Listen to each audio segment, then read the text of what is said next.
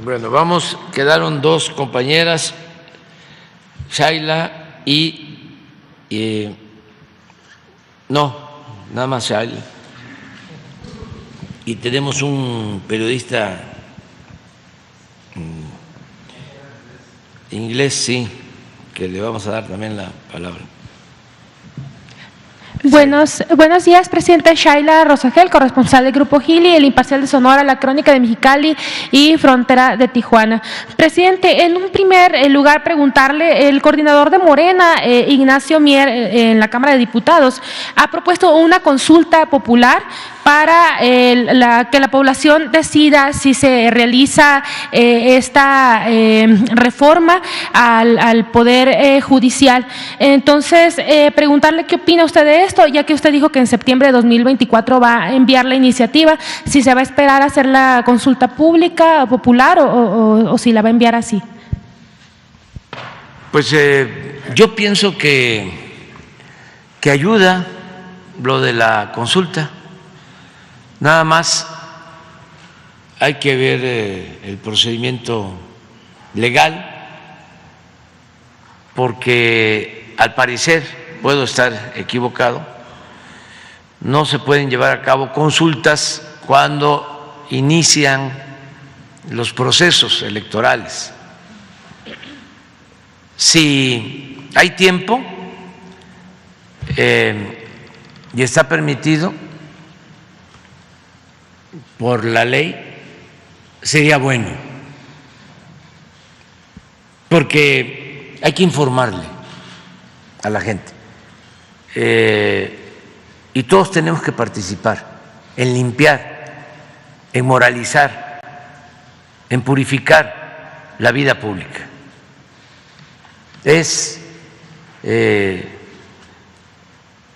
un hecho, se puede probar, de que el Poder Judicial, casi en su totalidad, de arriba a abajo, está podrido,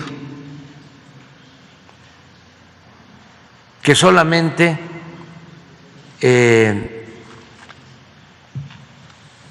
le sirve a los potentados y a los delincuentes, que no imparte justicia en beneficio del pueblo. Entonces sí hay que renovarlo. La Constitución establece en su artículo 39 que el poder dimana del pueblo y se instituye para su beneficio. Y el pueblo tiene en todo momento el derecho de cambiar la forma de su gobierno. El pueblo es soberano. Esa es la esencia de la democracia. El pueblo manda en la democracia. Entonces, ¿por qué no preguntarle a la gente? ¿Por qué no consultar a los ciudadanos? Y que los expertos constitucionalistas, muy defensores de estos aparatos de élite, opinen, den sus argumentos, y quienes sostenemos que el pueblo tiene que participar en estas decisiones, que la política es asunto de todos, también podamos argumentar de la importancia de que los ministros de la Corte, los magistrados, los jueces sean electos, los elija el pueblo, con voto universal, directo, secreto, que no los elija o nombre la élite, del poder, sino que sea el pueblo. Además, ya fue así en la época en que gobernó el presidente Juárez y el presidente Lerdo, en lo que se conoce como el periodo de la República Restaurada de 1876 de 1867 a 1876, 10 años. Fue presidente Benito Juárez y Sebastián Lerdo de Tejada. Y fue el tiempo en que más independencia hubo de los poderes. Ayer estaba yo viendo algo que en efecto tiene don Daniel Cosío Villegas, un Twitter que puso Pedro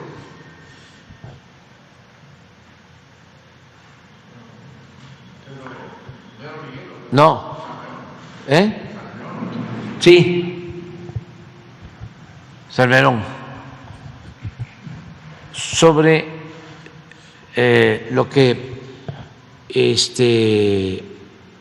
pensaba don Daniel. Escribió un libro sobre la Constitución de 1857, que fue por los conservadores y también por los moderados, que no eran más que conservadores más despiertos. Fue muy cuestionada, porque en esa Constitución se establecía lo de la elección de los integrantes del Poder Judicial. Y van a ver lo que comenta don Daniel en ese libro, y lo tiene también en sus tomos sobre la historia moderna de México. Daniel Cosío Villegas es posiblemente el mejor historiador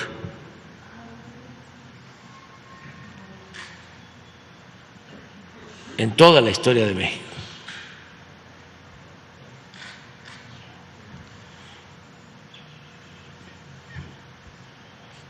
Sus 10 tomos sobre la historia moderna son de lectura obligatoria para quienes ejercen el periodismo, la administración pública, la política.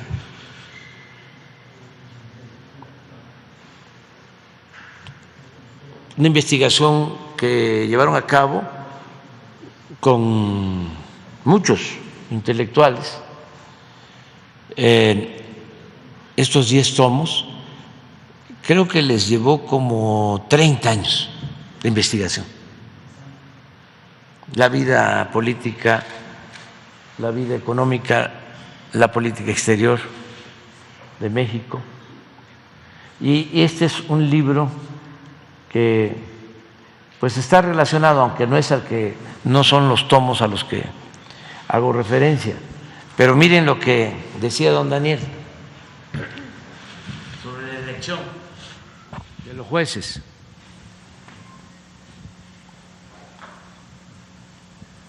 Nuestra Corte, decía don Daniel, es mediocre y cautiva del Poder Ejecutivo. En cambio,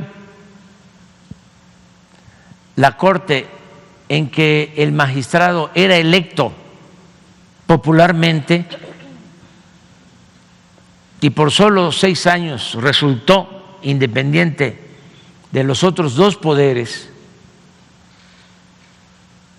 y de cualquier grupo de presión que pueda pensarse, el militar, el clerical o el de la burguesía adinerada,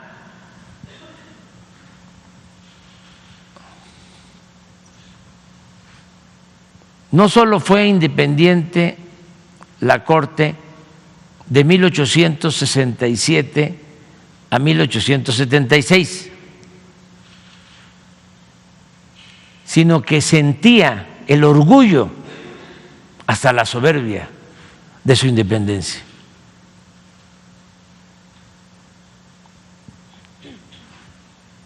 Cosío Villegas.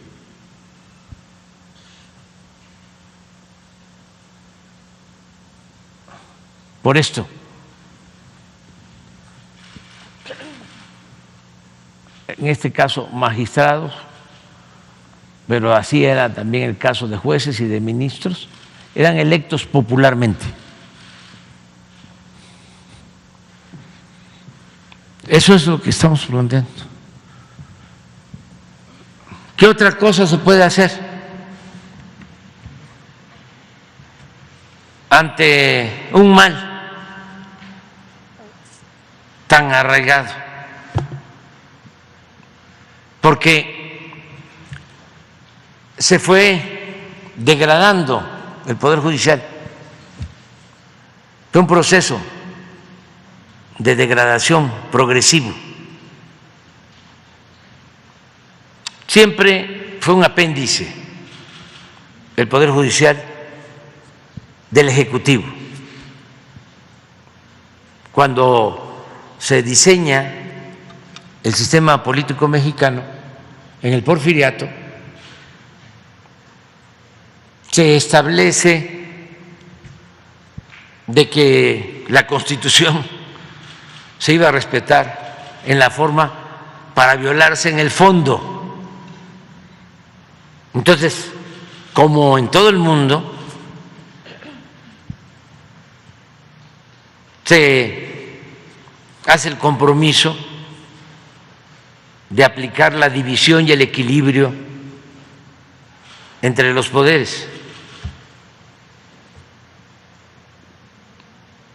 Sin embargo, en los hechos, porque ese es el otro gran aporte a la antidemocracia de Porfirio Díaz, la simulación es el padre de la simulación política. En los hechos, en la práctica, el poder de los poderes era el Ejecutivo y el Poder Legislativo y el Poder Judicial estaban completamente subordinados. Porfirio Díaz enviaba las listas de los candidatos a diputados, a senadores, y de antemano sabía quiénes iban a ganar. Habían las llamadas palomas mensajeras que llevaban las listas. Tampoco había mucho cambio en las cámaras porque estaba establecida la reelección y lo que hacían es que pasaban de diputados a senadores y ahí seguían y tardaron igual que él, muchos, 20, 30 años. A veces pues ahí fallecían. Y en el caso del Poder Judicial, lo mismo. Entonces, con la revolución eso no cambió, no pudo la revolución con eso. Y ese sistema se traslada y continúa la misma simulación de que el poder de los poderes es el Ejecutivo.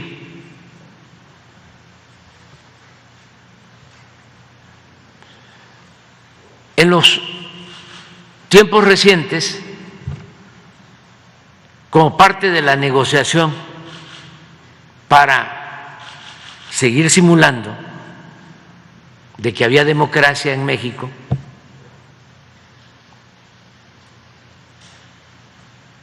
el PRI y el PAN se ponen de acuerdo y empiezan a compartir el poder.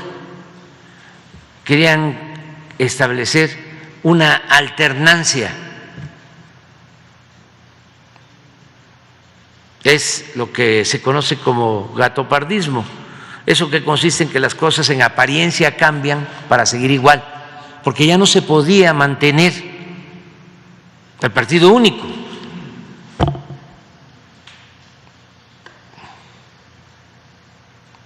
Turner, que escribió El México Bárbaro en la época de Porfirio Díaz,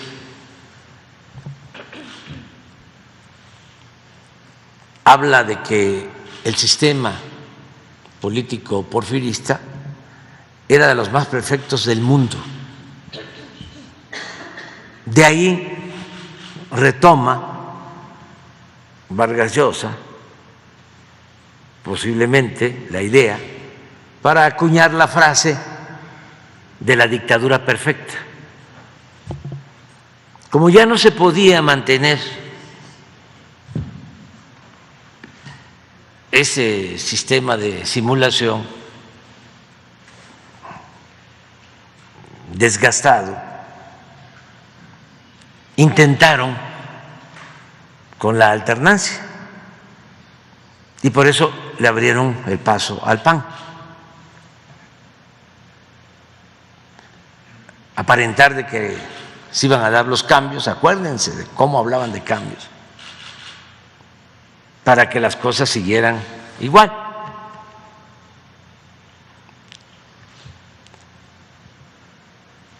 Cuando empezaron con las negociaciones entre el PAN y el PRI, cuando se constituyó el PRIAN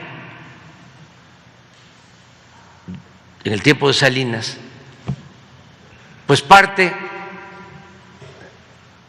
de las concesiones entregadas al PAN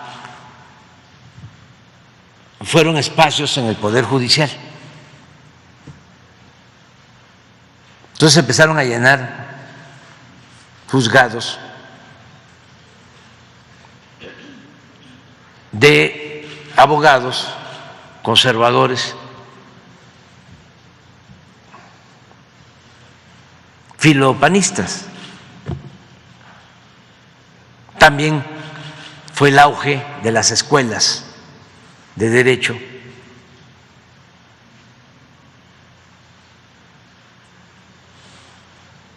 del sector privado.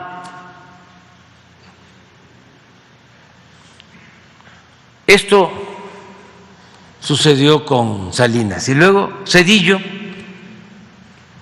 pues llegó a entregarle la Procuraduría de Justicia a un abogado panista.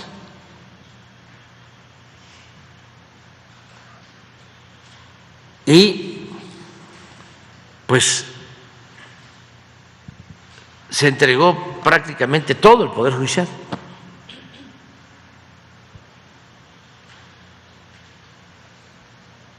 Entonces, ¿qué es el criterio que prevalece en el Poder Judicial? Pues el de la defensa de los intereses de la minoría. Es un poder al servicio de la oligarquía. No saben impartir justicia para la mayoría del pueblo. Menciónenme una decisión del Poder Judicial en favor del pueblo, así trascendente. Al contrario, todas las reformas que se llevaron a cabo durante el periodo neoliberal, las reformas constitucionales, fueron avaladas por el Poder Judicial. Todas las leyes. Se recurría al Poder Judicial para que se declararan inconstitucionales las leyes. Se recurría al Poder Judicial para que se amparara a los trabajadores porque les estaban quitando sus derechos. Por ejemplo, la reforma que llevaron a cabo para que un trabajador, en vez de jubilarse con su sueldo, reciba el 40% de su sueldo. Y lo mismo los trabajadores al servicio del Estado, los maestros. Y claro que se presentaron denuncias en el Poder Judicial y amparos, y todos fueron desechados. Y nosotros acudimos también muchas veces al Poder Judicial cuando se aprobó la reforma energética, la privatización del petróleo, la entrega del petróleo a particulares, sobre todo extranjeros, de conformidad con la Constitución, con el artículo 35 de la Constitución, solicitamos que se llevara a cabo una consulta. Reunimos más de 3 millones de firmas y desecharon la propuesta. Es más, antes de que se hiciera el trámite, ya habían llevado a cabo el acuerdo arriba. Y así todo. Recientemente, imagínense que el día que están juzgando a García Luna en Estados Unidos por asociación delictuosa, por vinculación con el narcotráfico, con enriquecimiento ilícito, ese mismo día el Poder Judicial en México libera o levanta la decisión de mantener congeladas las cuentas bancarias de García Luna. Se ordena que se liberen las cuentas de la familia el mismo día. O cuando últimamente deciden corregirle la plana al Poder Legislativo, que porque no cumplió el procedimiento de que en las comisiones se discutiera sobre una ley, aunque la Cámara de Diputados, el Congreso, son independientes, son soberanos, tienen sus propios procedimientos y sí hay que discutir las iniciativas en las comisiones, pero también si lo decide el Pleno, la discusión se puede dar en el Pleno, como se hizo. Hay una dispensa del procedimiento tradicional y se meten a eso y utilizan eso como pretexto para anular la ley aprobada por el Congreso.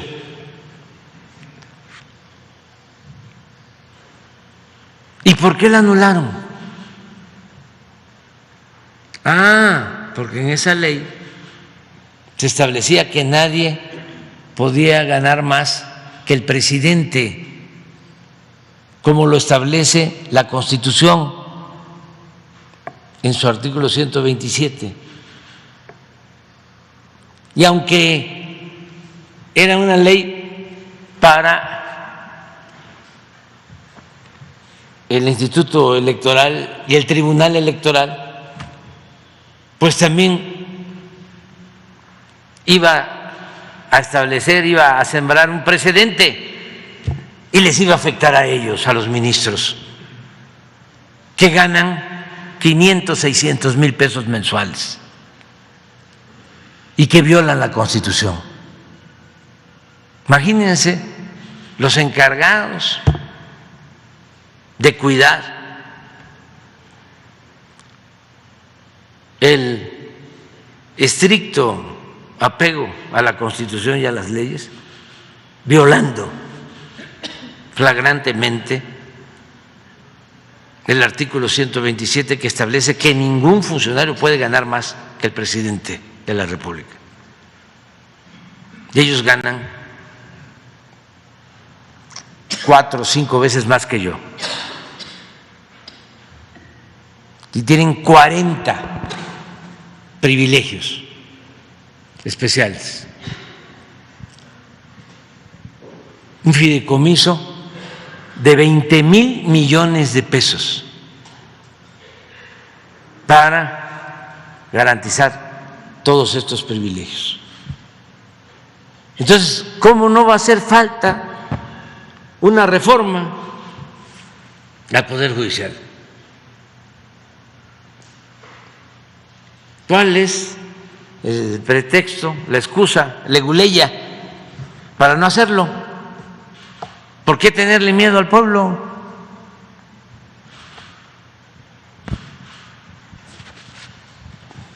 Ya se fue Shaila, ahora va a regresar, pero sí. Ojalá y se lleve a cabo la consulta, que se le pregunte al pueblo. Es muy sencillo. De acuerdo al procedimiento, además es legal. Hasta los mismos ministros de la Corte, de acuerdo a la ley, son los que tienen que revisar la pregunta. Y es muy sencillo. ¿Quieres que se elijan a los jueces, a los magistrados, a los ministros de la Corte que forman parte del Poder Judicial? ¿Sí o no? Ahí está la pregunta ya.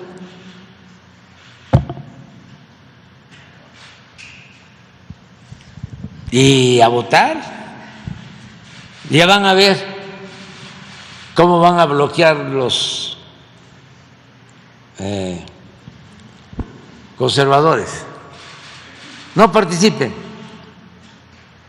que nadie vaya a votar. Pero eso ayuda mucho, porque antes, ¿quién sabía de que existía la Suprema Corte? Si le preguntamos a la gente, todos desconocíamos quiénes eran los ministros, porque era como una sociedad anónima.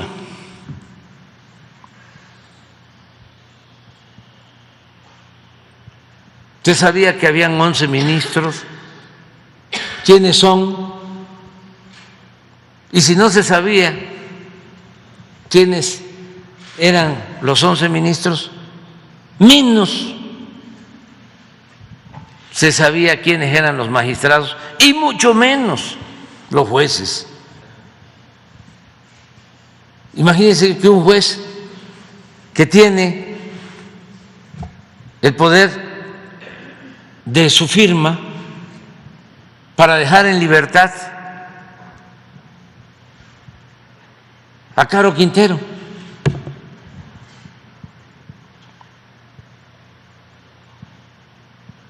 O a cualquier otra persona. Un viernes siguen siendo todavía los reyes y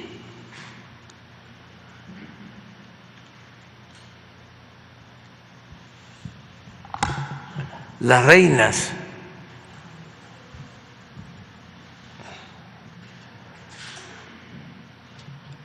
del sabadazo.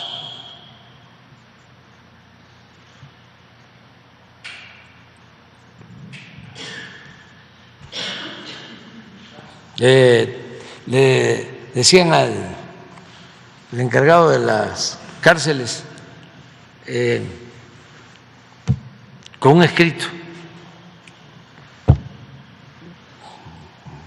deje en libertad a fulano de tal en un plazo no mayor de 24 horas.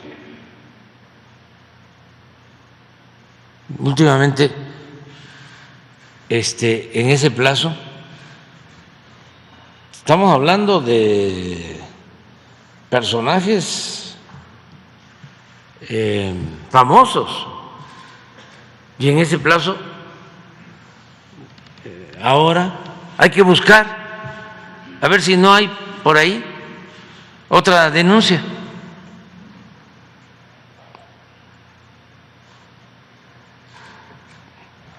Así, y a preguntar en todos los estados, pues para que no salga la primera.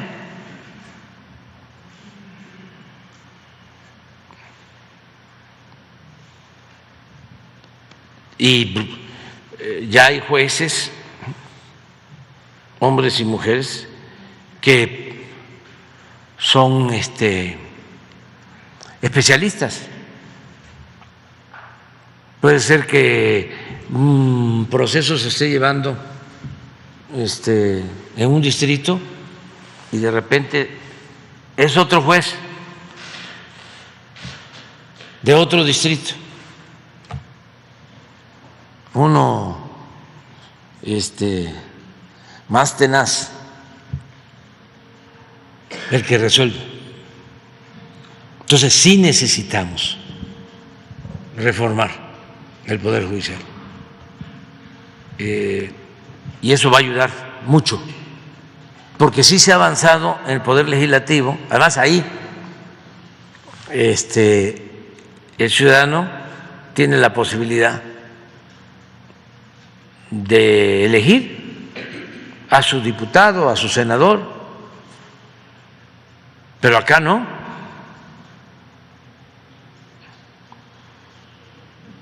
Y se ha avanzado bastante en el Poder Legislativo. Y ahí dan la cara, se conocen los que están a favor de la transformación y los que están en contra, y se suben a la tribuna y dan razones, argumentan, gritan, insultan, y ahí está, ya sabemos, ahí están. Pero en el caso del Poder Judicial, no se sabe.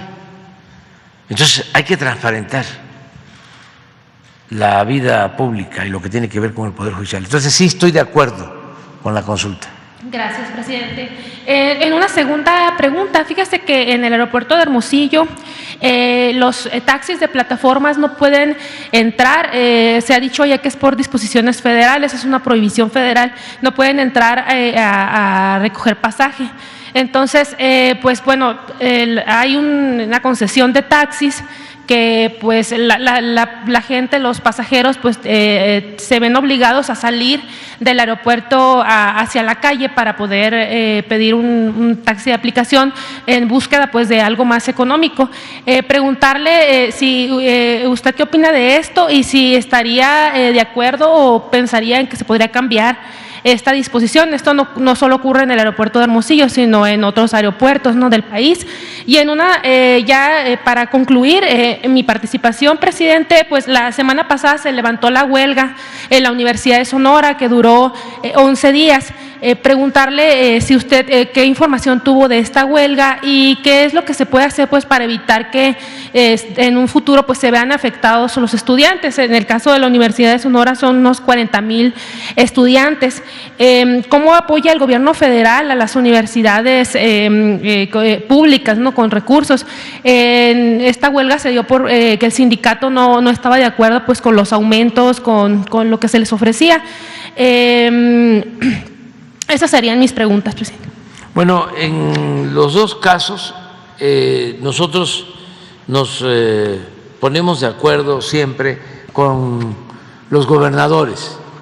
Y en el caso de Sonora le tenemos mucha confianza al gobernador Alfonso Durazo. Y lo que él decida, nosotros lo respaldamos. Si se trata de una concesión federal, pero él sostiene de que tiene que cambiar el sistema o considera de que está bien como opera actualmente, pues siempre nos guiamos por su opinión. Él nos representa, desde luego,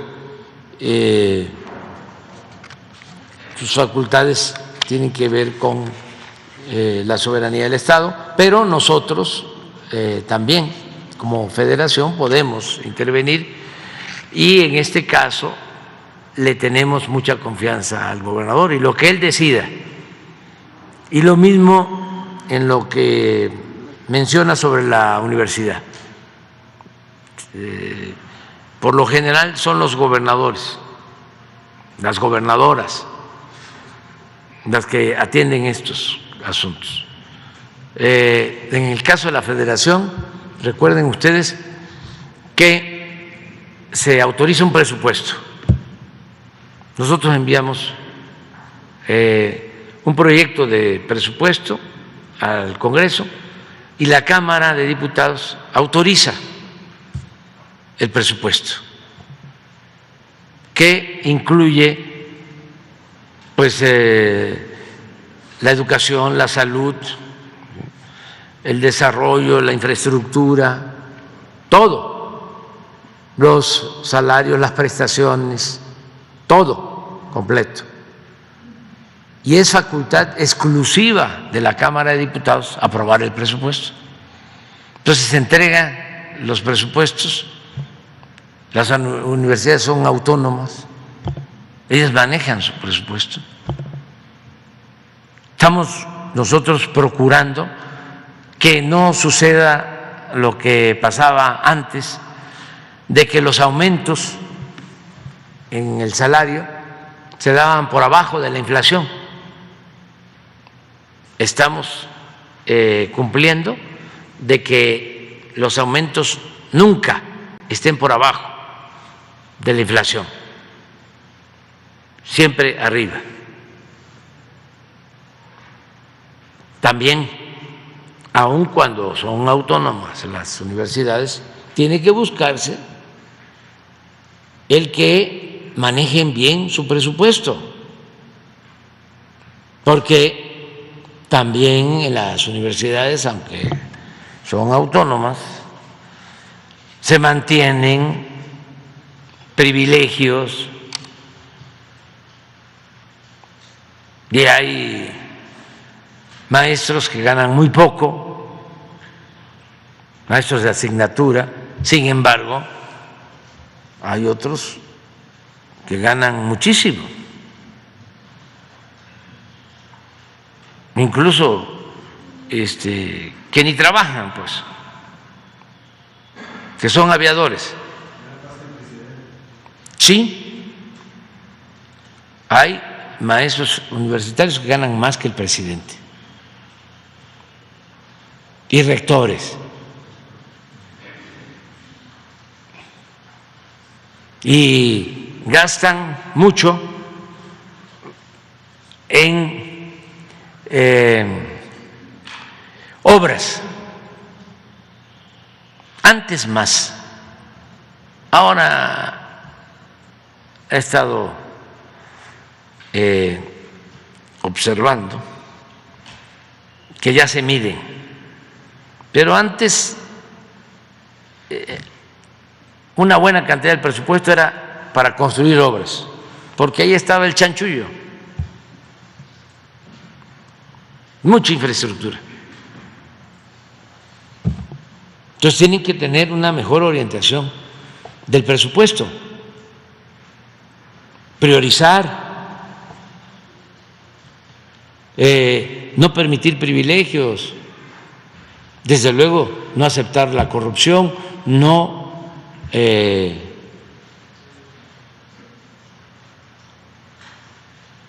dejar sin apoyo a los que más lo necesitan. Pero eso tiene que ver con el manejo administrativo. Antes habían casos en donde se hacían inmensamente ricos rectores, duraban a veces 10, 20, 30 años dominando en una universidad pública.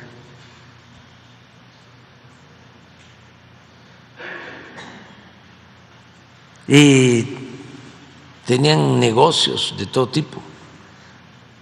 En la época en que se rechazaba más a los estudiantes que querían ingresar a las universidades, se daba el caso de que el mismo rector de la universidad pública tenía su universidad privada.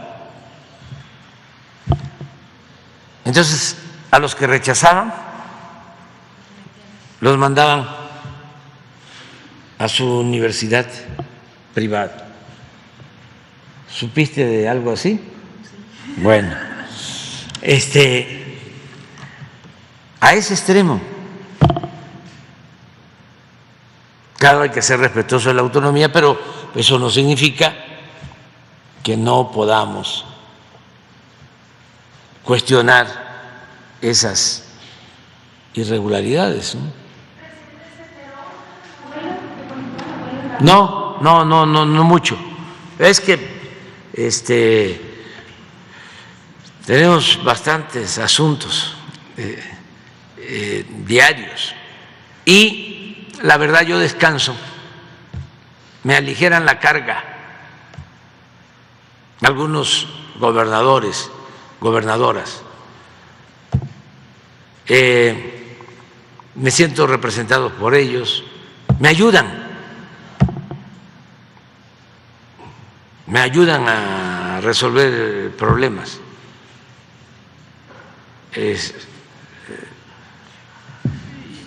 Para que entre todos pues estemos atendiendo las necesidades del pueblo.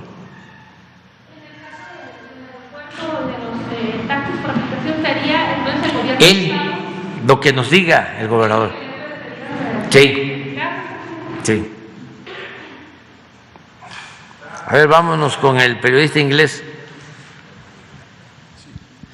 Qué interesante lo que pasa en el Parlamento inglés. Una vez me invitó Corby. Lo explico. Cada semana el primer ministro, en ese entonces era la ministra May, tiene que ir al Parlamento, porque es un sistema parlamentario. Entonces, creo que es miércoles o jueves, un día. Y entonces es una sala antigua, histórica, pero no muy grande, desde luego más pequeño que esto. Entonces, están sentados de un lado los conservadores y enfrente los del Partido Liberal. Pero esa es la distancia, o menos, así.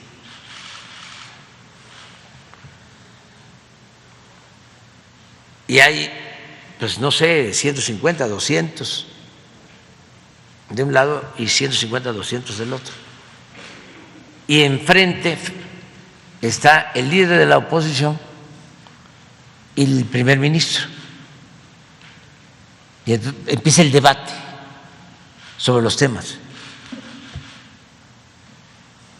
Y es lo más acalorado y apasionado.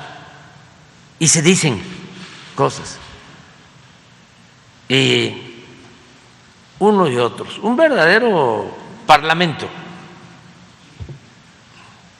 Y me llamó mucho la atención una expresión ahí cuando se burlaban de los opositores, que así como, pero tiene otra connotación, pero es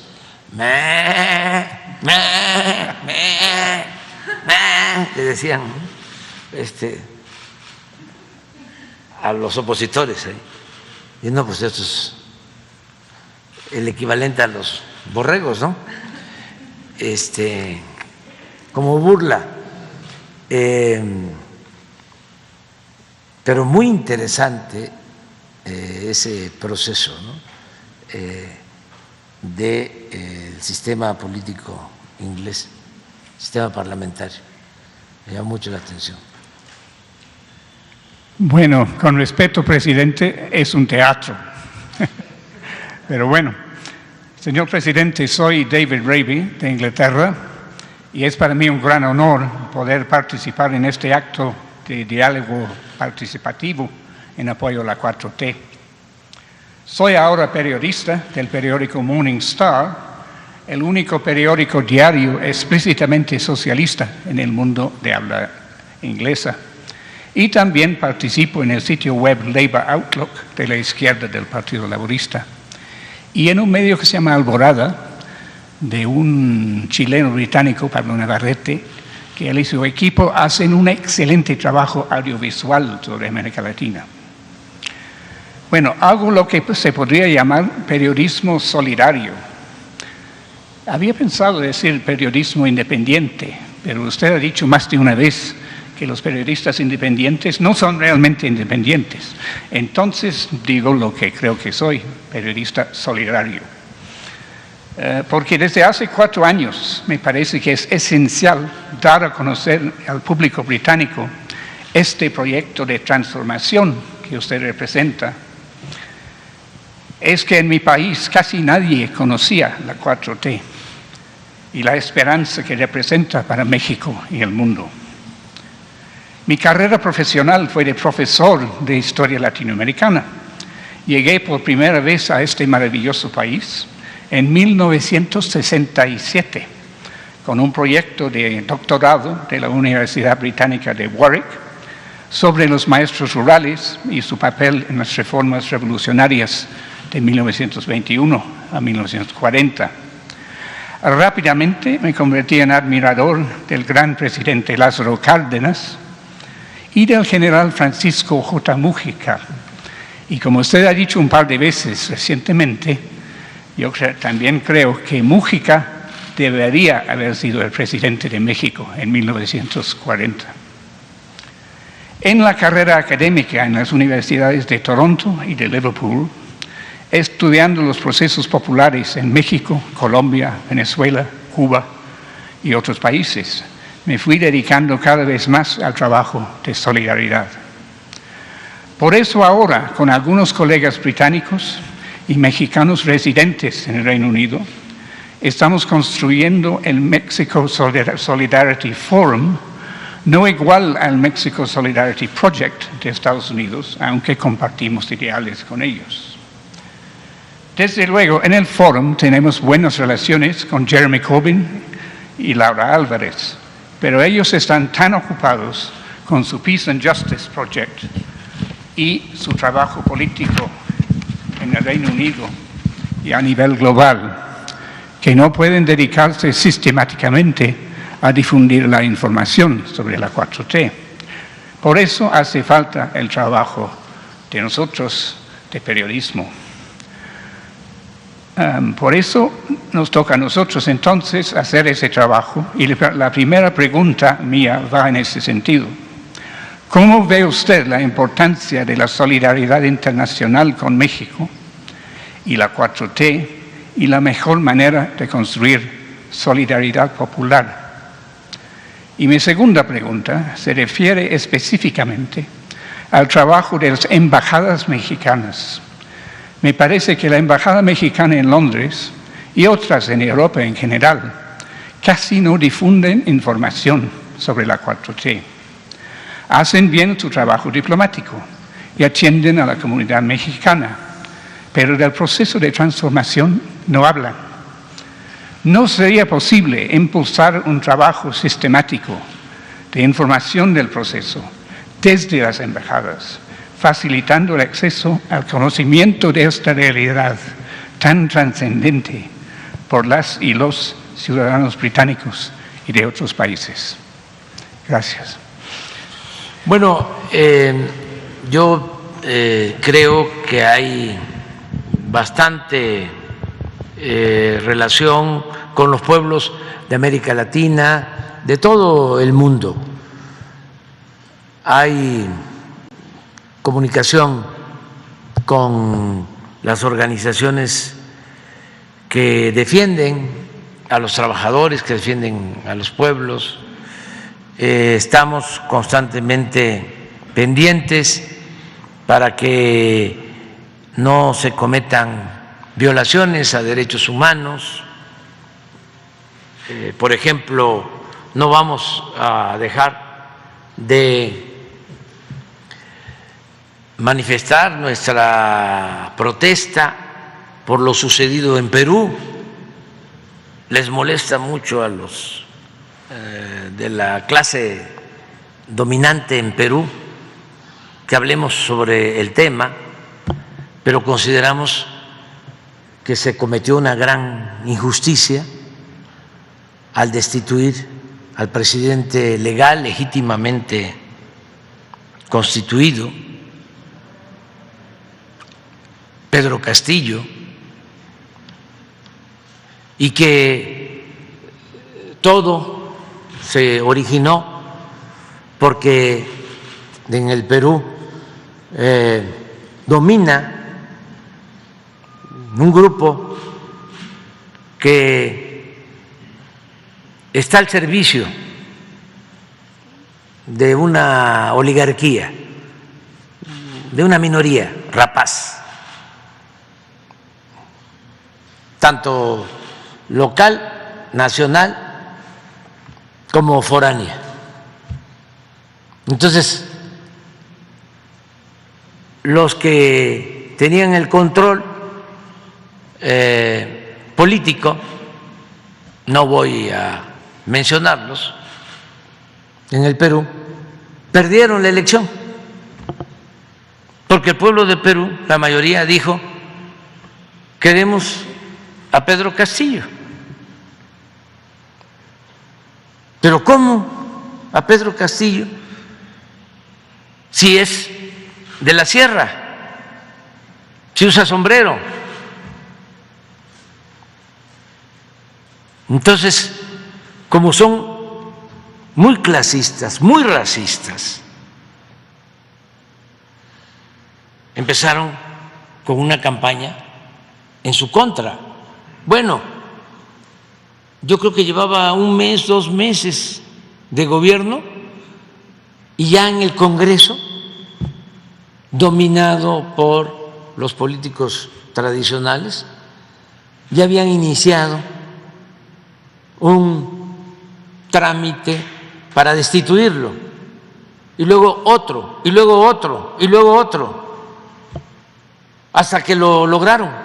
Y me llamó mucho la atención, y lo dije en ese entonces, que cuando lo destituyen y lo encarcelan, La primera que se manifiesta es la embajadora de Estados Unidos en Perú, avalando la decisión ilegal y arbitraria del Congreso. Entonces, vamos a seguir haciendo estas denuncias. Lo mismo en el caso de Assange. ¿Cómo nos vamos a quedar callados si él está injustamente preso y es una violación flagrante a la libertad? Y la mayoría de los medios de información convencionales, la prensa más famosa en el mundo, calla de manera cómplice. Entonces, esa postura la vamos a seguir manteniendo. Lo mismo en defensa de los migrantes, no solo de nuestros paisanos, sino de todos los migrantes del mundo, porque nadie abandona sus comunidades, sus pueblos por gusto, lo hacen por necesidad. Pero quienes se sienten los dueños del mundo, en vez de buscar atender las causas del fenómeno migratorio, lo que hacen es darle la espalda a esos problemas, a esos dolores de la humanidad y seguir trabajando o medrando en su propio provecho. Entonces, en México tenemos que estar atendiendo lo del fenómeno migratorio y al mismo tiempo tenemos que estar sensibilizando de que es importante atender las causas, combatir la pobreza en América Latina, en el Caribe, en el mundo. Fui a Naciones Unidas y dije de que era inmoral que 1.000 millones de personas en el mundo vivan con menos de $1 diario, cuando una minoría acapara muchísima riqueza en todos los países, sobre todo en los más desarrollados. Entonces, esa postura la vamos a mantener. Claro, no podríamos hablar de estos temas si no tuviésemos autoridad moral, si en México no se estuviese aplicando una política en favor de los pobres, como lo estamos haciendo. Si en México imperara la corrupción, nosotros no podríamos hablar de desigualdad, ni de violencia, ni de nada. Entonces, no podemos ser candil de la calle y oscuridad de la casa. El prestigio del gobierno de México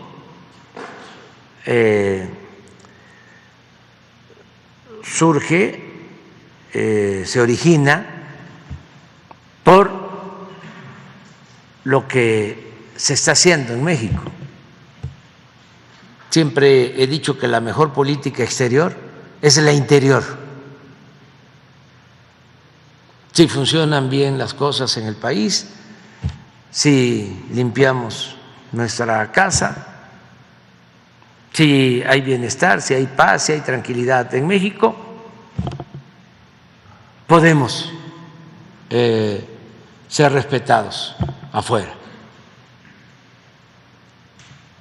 Y eso es lo que venimos haciendo. Acerca de nuestra embajadora, le tenemos mucha confianza a Josefa González Blanco. Es buena embajadora, una mujer honesta. Y sí se requiere de más información de todo el servicio exterior sobre lo que está sucediendo en nuestro país. Hay una realidad, no todos los que están en el servicio exterior coinciden con nuestro proyecto de nación, porque hemos sido muy respetuosos y se ha respetado el servicio civil de carrera.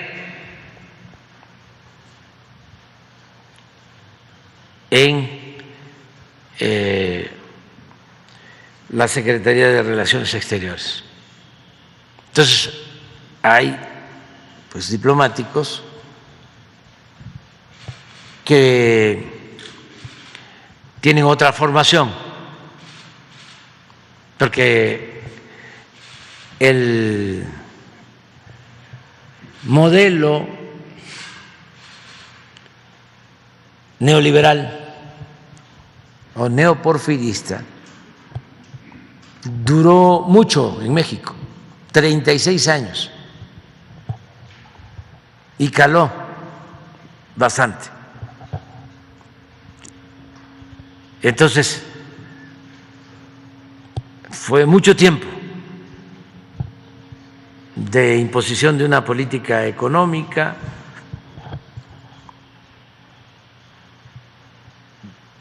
entonces no se puede así cambiar de la noche a la mañana, son procesos. Y además somos respetuosos de las libertades y de la diversidad, de la pluralidad. Eso es la democracia. Y en general, todos los que trabajan en el servicio exterior, aún no simpatizando del todo con nuestro proyecto, han actuado de manera responsable. No han habido actos de traición, no al gobierno, a México. No hay un cónsul, no hay un embajador que diga, se pueden quedar callados, pero ningún cónsul, ningún embajador va a avalar lo que dijo este senador Kennedy de republicano y de, ¿cómo se llama? De Luciana, sí, con todo respeto a los de Luciana, sí, para no confundir. Pero pues nadie ve bien eso, porque se está afectando a México, se daña a México, es una ofensa a México de un senador irresponsable. completamente. Pero bueno, así está lo del servicio exterior y quienes nos ayudan mucho a difundir lo que se está llevando a cabo en México, el proceso en México, son los migrantes mexicanos. Allá tengo información, constantemente se está discutiendo sobre el proceso mexicano y sobre el humanismo mexicano, nuestros paisanos van dándole seguimiento a todo este proceso. Yo creo que esto pasa también en otros países del mundo y siento que son mexicanos y también latinoamericanos. Ahora me llamó la atención, hice un comentario aquí acerca de un dirigente preso en Guatemala y una candidata, hija del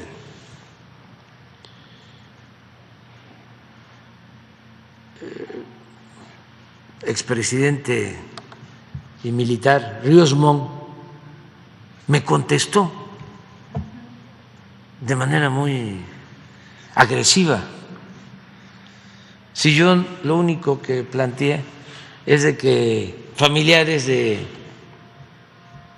este dirigente preso vinieron a pedirnos que si podíamos nosotros ayudarlo por cuestiones humanitarias, porque está enfermo. Y como al parecer tiene que ver con el movimiento campesino de la época de mayor confrontación que hubo en Guatemala,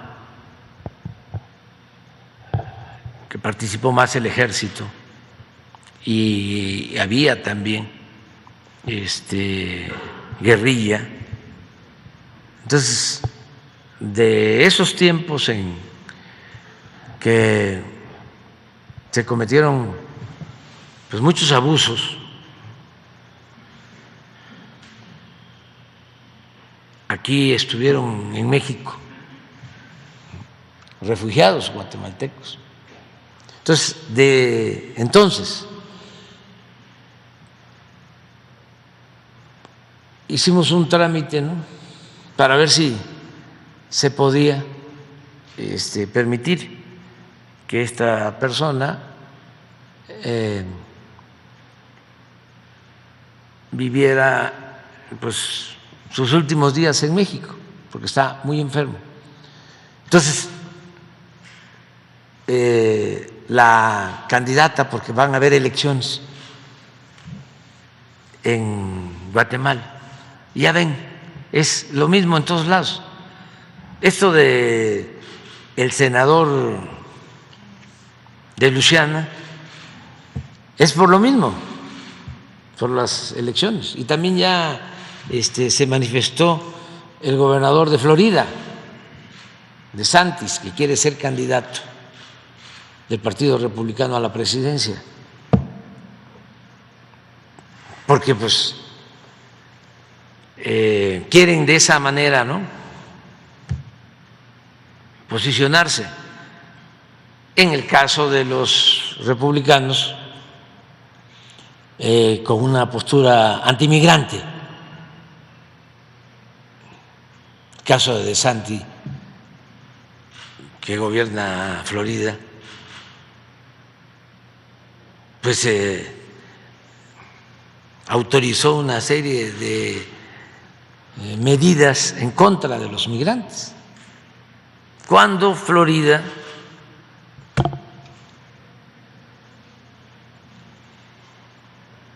se desarrolla, progresa por el trabajo de los migrantes.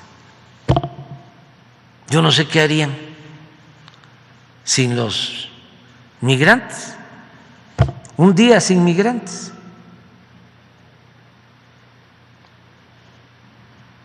Pero también hay gente que sostiene que todos los males de Estados Unidos tienen que ver con los migrantes. Bueno, aquí hemos analizado encuestas en donde se le pregunta a los estadounidenses si creen que los migrantes introducen droga o fentanilo, y la mayoría contesta que sí, porque nosotros nos quejamos del Reforma y del Universal y de ¿cómo se llaman las cadenas de radio? Radio Fórmula y la W, y nos quejamos de Televisa y de Azteca. No, no, no, no, no, no, no, no. Allá está, como dicen los jóvenes, bueno, no.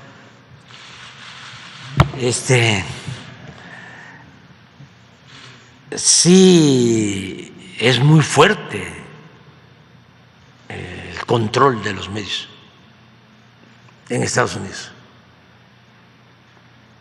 Ahí sí no se informa nada, todo es pura manipulación. Que aquí nos quejamos, ¿no? Que desde luego que no se informa, hay manipulación, pero comparado con lo de allá, no, no, no, no, aquí hasta parecen seguidores de los Flores Magón, o de Daniel Cabrera, o de Francisco Zarco, en comparación con lo que sucede. Y fíjense que no era así en Estados Unidos. Tenían una prensa libre. La prensa formaba, educaba.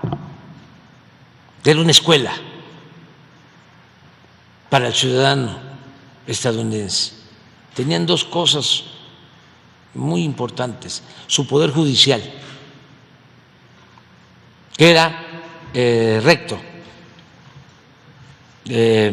todavía se conserva. Por eso muchos revolucionarios, aquí al periodista inglés que le gusta la historia, sabe de que a Hidalgo lo detienen y lo fusilan en Chihuahua porque iba hacia el norte. Juárez permanece 2 años con su gabinete en Chihuahua y 1 año completito en Paso del Norte, lo que ahora es Ciudad Juárez. Y Madero inicia la revolución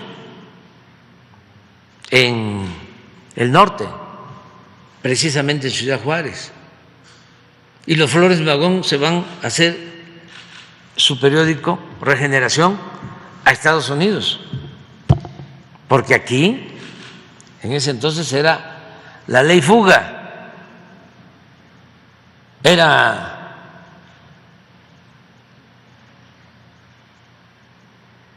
entierro,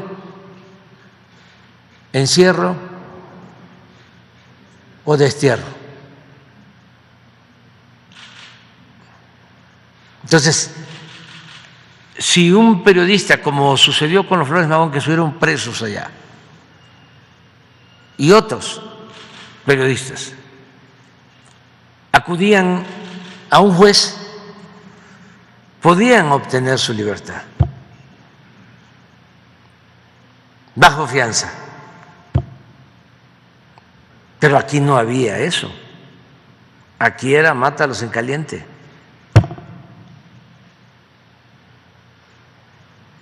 Entonces, ya no tienen esa prensa, ya perdieron eso, lamentablemente. Entonces, por eso, si se les pregunta a los ciudadanos estadounidenses, no a todos, desde luego, pero sí, muchos tienen la idea. Vienen los migrantes y nos traen el fentanilo y nos vienen a envenenar, a dañar, a matar a nuestros jóvenes con la droga. Y muchos se creen eso. Entonces,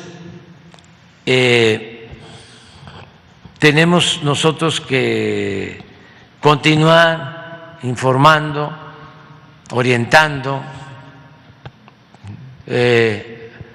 hablando con la verdad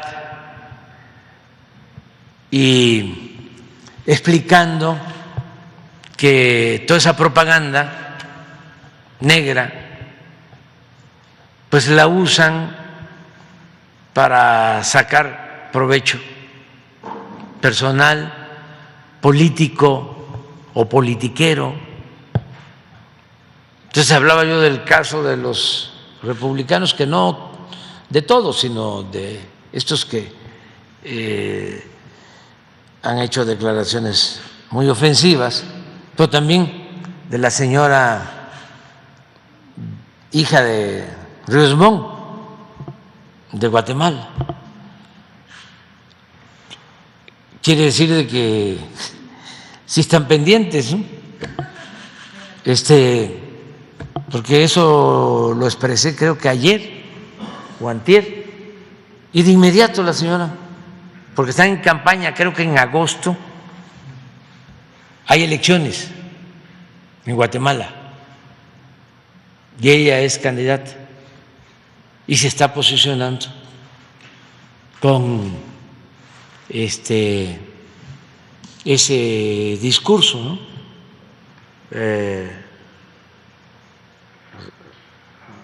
En apariencia en contra nuestra, ¿no? Como los republicanos en Estados Unidos, y así es en todo el mundo. Entonces, sí es importante informar. Nosotros ya llevamos mucho tiempo informando y con la participación de mucha gente, porque esto no es un asunto de un solo hombre o de un grupo de mujeres y de hombres, sino somos millones, construimos este movimiento de abajo hacia arriba. Una de las recomendaciones que hacemos es de que se trabaje casa por casa, que se toque la puerta, se lleve un volante, un periódico, se hable con la gente. Soy fulano de tal, vengo a invitarle a participar para que se destierre la corrupción de México, para que haya justicia y podemos lograr un cambio entre todos. Y aquí le dejo esto. Yo recuerdo que cuando empezamos, antes de la última campaña, llegamos a distribuir entre todos 10 millones de ejemplares del periódico Regeneración, casa por casa. Y le decía yo a los candidatos, que además esto ayuda también para los jóvenes, para los que quieren dedicarse al noble oficio de la política.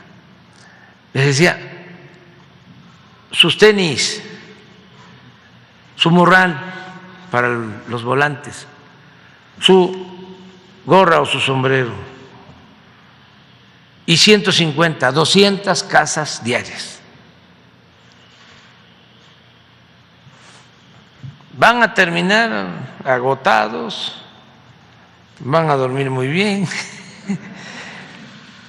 pero sobre todo se van a sentir muy fuertes moralmente, porque se van a dar cuenta de que el pueblo está muy necesitado, como se decía en la Revolución, la frase de Madero, que es una frase bíblica: el pueblo tiene hambre y sed de justicia. En ningún lado cierran la puerta. No. Puede ser que hagan una mala cara. Sí, ya le escuché, ahí está. Déjemelo. Pero incluso hay hasta que apurarse, porque llega uno a una casa, qué bien que vino, casi como las novelas de Mario Puzo, que tocaban la puerta y decía la curandera adentro: pasa, la hechicera ya te estaba esperando. Así, qué bien que estás aquí, siéntate, tómate algo. Y no se puede quedarse tanto tiempo. Muchas gracias, y pues, el agua, el refresco, lo que inviten, pero aquí te dejo esto y adelante. Y otros, o sea, no, aquí no pierda tiempo, aquí todos estamos ya convencidos, sígale, adelante. Ya aquí ya no, siga adelante. Ya nosotros estamos haciendo nuestro trabajo. Pero eso es de abajo hacia arriba.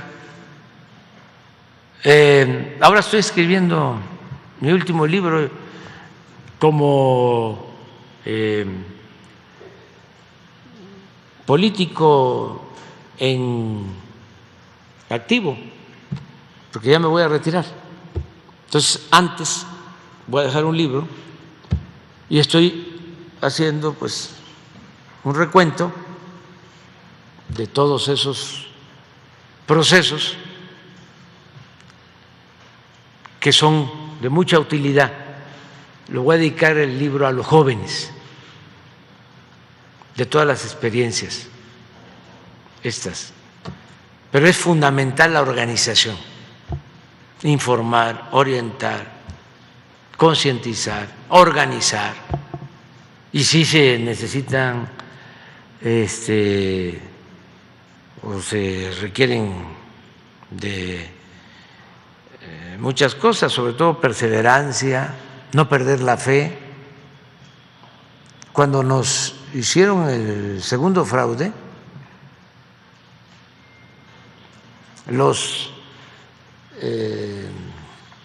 menos convencidos, o también ya cansados y muy informados de que iba a ser muy difícil que se lograra por la vía pacífica la transformación, en el segundo fraude había mucha desesperanza, desencanto, o sea, desolación. Muchos diciendo: no se va a poder, ya no lo vamos a lograr. Y yo escribí un libro entonces que se llama No decir adiós a la esperanza. Y fue por eso. Y me acuerdo que en ese libro hay un poema, un fragmento de un poema de Pellicer, sobre Simón Bolívar, donde cuenta de que está Simón Bolívar enfermo en el Perú, en un catre, postrado, y llega un amigo que lo conocía. ¿Y ahora qué? ¿Va usted a hacer, don Simón?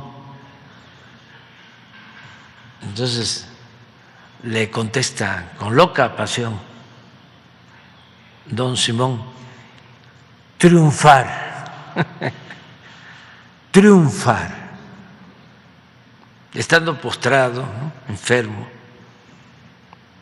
Eso se tiene que tener. Y fortaleza, y seguir adelante, y enfrentando adversidades, y estando bien con uno mismo, con la conciencia.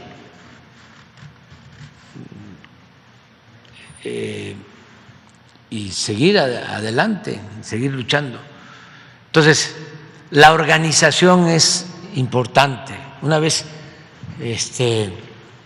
cené con el obispo Méndez Arceo, de lo mejor. Ahí sí que, por eso me gustaría irme no al infierno sino al cielo, para encontrarme a gente como don Sergio por allá. Y en la plática yo hablaba y hablaba y hablaba y hablaba de la necesidad de la organización, y me dice don Sergio: sí, fíjate que fue una gente pobrecita a ver a la Virgen, y le dijo: madre, no tengo para darle de comer a mis hijos, no tengo zapatos, no tengo para calzarlos, para la ropa. Dice don Sergio, ¿no? Por eso lo puedo decir. En aquel tiempo que la Virgen le contestó: organízate.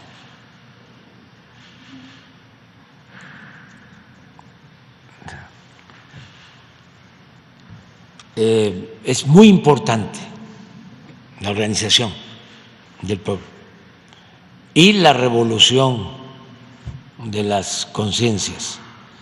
Entonces, eso es lo que yo puedo. ¿Cómo se va a llamar este último libro, presidente? Lo estoy pensando porque. Pero no es el del humanismo ni el del. No, sí, viene un capítulo sobre el humanismo mexicano. Viene un capítulo sobre el humanismo mexicano, pero estoy haciendo un recuento de todo, porque metodológicamente tenía yo que decidir si, como ya había escrito, a la mitad del camino, pues era terminar con los últimos 3 años del gobierno y ya. Pero como ya va a ser el último libro en actividad política, que sí voy a seguir escribiendo, pero no para publicar pronto. Quiero hacer un libro que me va a llevar como 3, 4, 5 años. Es que ese pensamiento conservador es el que voy a hacer, pero ya retirado. Ese es un trabajo de investigación que me va a llevar mucho tiempo. Y además que no quiero publicarlo porque no quiero aparecer, una vez que yo me retire, en ningún acto ni tener ninguna participación pública. Entonces, este libro nuevo, este último libro, que es un cierre de ciclo, son como apuntes finales. Ya va a traer un resumen de todo el proceso político que hemos llevado a cabo en el país, entre muchos, mujeres, hombres, millones de mujeres. Estoy escribiendo y me da sentimientos porque estoy recordando a los fundadores de Morena y les tengo que estar poniendo a quienes elaboraron los documentos básicos, es decir, la declaración de principios, el programa, ya muchos fallecidos, y les tengo que estar poniendo crucecitas de los que iniciaron. Entonces, pues es un proceso que llevó mucho tiempo y en ese libro hay un capítulo sobre el humanismo mexicano, que es lo que quiero proponer para que se conozca lo que ha sido nuestro proceso, o sea, cómo llamarle a este proceso, que tiene cuestiones muy generales que se han llevado a cabo en otras partes, pero también tiene cosas muy peculiares que tienen que ver con las características de México. Por ejemplo, es muy difícil que se encuentre un estudio que hable de el grave daño que causa la corrupción. No hay.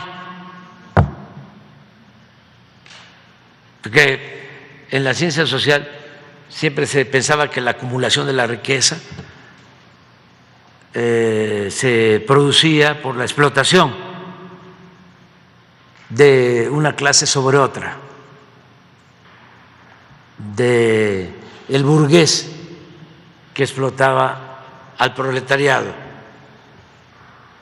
y que así se obtenía la acumulación de capital con una plusvalía que por la explotación del trabajador obtenía el dueño de los medios de producción. Bueno, eso es válido, sí, en lo general, pero en el caso de México, aquí, la acumulación de capital tuvo que ver fundamentalmente con la corrupción. No estoy negando lo otro, pero aquí es muy difícil que se encuentre, los hay, a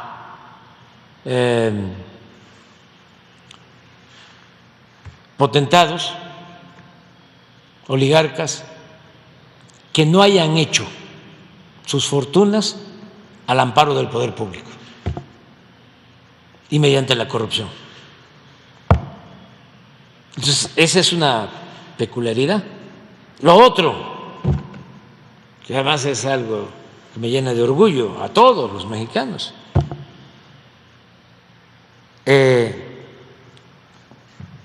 nuestra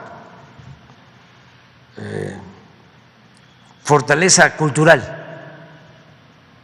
O sea, nosotros somos herederos de grandes civilizaciones. Eso no todos los países lo tienen. Entonces, lo que decía el maestro Bonfil, el México profundo,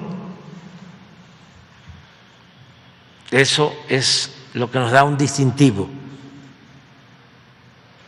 y explica mucho cómo somos los mexicanos. Y eso nos ha protegido siempre. Y luego otra cosa que tampoco tienen en otros países, o no en todos los países, nuestros dirigentes. No es fácil encontrar en otras partes del mundo a tantos dirigentes como Hidalgo, como Morelos, como Juárez, como Madero, como Villa, como Zapata, como Lázaro Cárdenas. Ahora sí que Guerrero. Se dice Leona Vicario, como se dice allá en el sureste. ¿En dónde lo vas a agarrar, primo hermano? Ya, vámonos ya. Se está atendiendo lo del secuestro de migrantes en Matehuala. Se informó ayer, ya se encontraron a algunos, ya se tiene identificado el sitio, en fin, ya se está trabajando en eso. Hay un despliegue de la Guardia Nacional y esperemos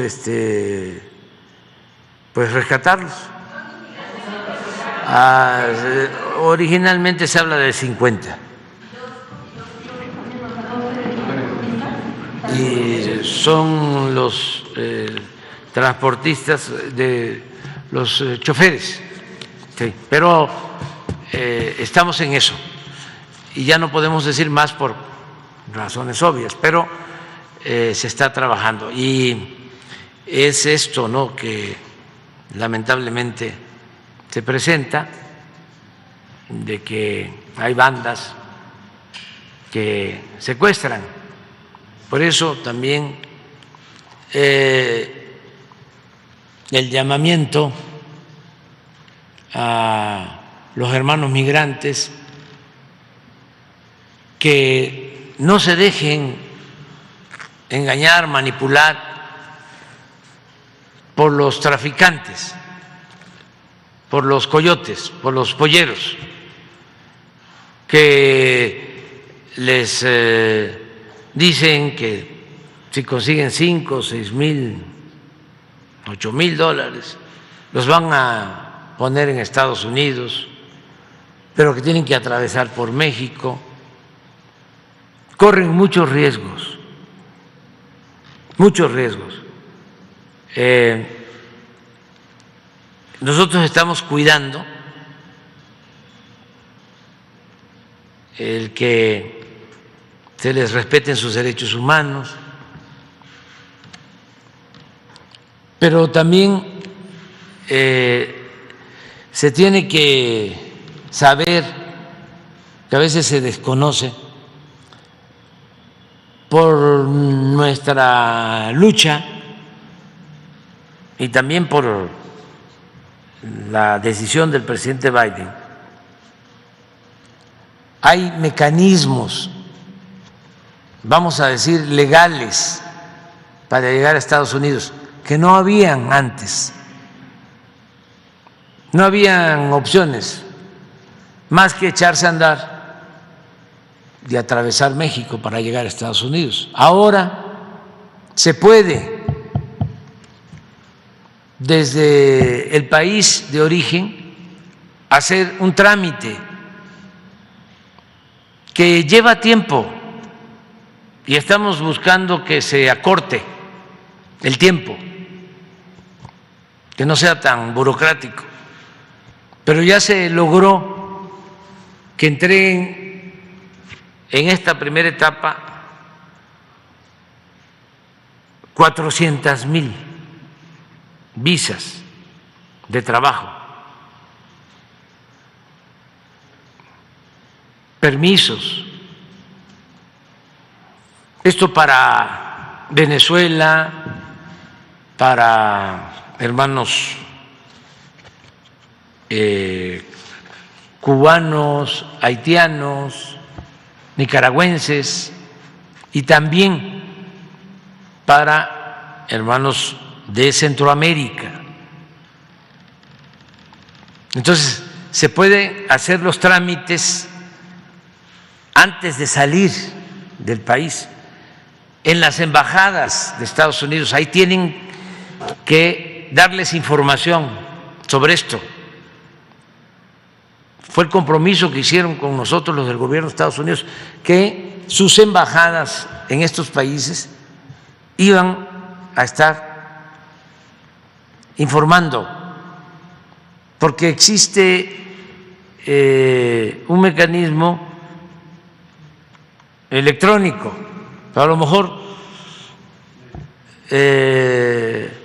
no se conoce o cuesta trabajo aplicar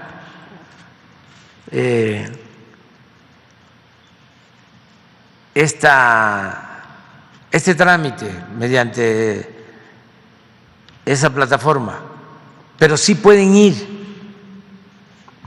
a las embajadas de Estados Unidos en Guatemala, en Honduras, en El Salvador, en Nicaragua, en todos los países donde haya embajada o oficinas de negocios, y ahí se les da esta información. Y nosotros vamos a seguir insistiendo con Estados Unidos para que este mecanismo se mantenga, y también estamos haciendo trámites para que se destinen fondos a ayudar a pobladores de comunidades, de pueblos, de ciudades, de países de América Latina, del Caribe, sobre todo jóvenes. Ya estamos nosotros destinando pues como 100 millones de dólares en programas de bienestar, y está funcionando nuestro plan, y el presidente Biden ya autorizó que se amplíen los recursos destinados para ayudar a los pueblos, y vamos a seguir insistiendo en esto. Los mexicanos allá. Para que no tomen el camino de la migración, vamos a decir, sin explorar, sin buscar la forma legal de hacerlo, porque están abiertas estas puertas, estos caminos. ¿Qué sucede en Matehuala? ¿Qué bandas están detrás? ¿Qué está pasando en Matehuala? Hay bandas que se dedican a eso, a secuestrar. Está atendiéndose el problema, y yo espero pues tener información pronto. ¿Mande? Sí, porque es la misma zona y ya van 2 o 3 casos. Se están investigando. Lo de Ecuador no se sabe todavía, porque apenas. ¿Cuándo? No sabía. ¿Y qué resolvió? Disolver la Asamblea Nacional y convocar a elecciones dentro de 6 meses. Sí, entonces no creo yo que haya inestabilidad, y además no lo deseo. Ojalá y los hermanos ecuatorianos puedan resolver esto así, con este procedimiento. Si se va a convocar a nuevas elecciones, pues que participen todas las fuerzas políticas y no creo que haya violencia política. En el caso, vamos a estar pendientes de que se den enfrentamientos, pues ya nuestra embajadora ya seguramente está atendiendo a nuestros paisanos en Ecuador.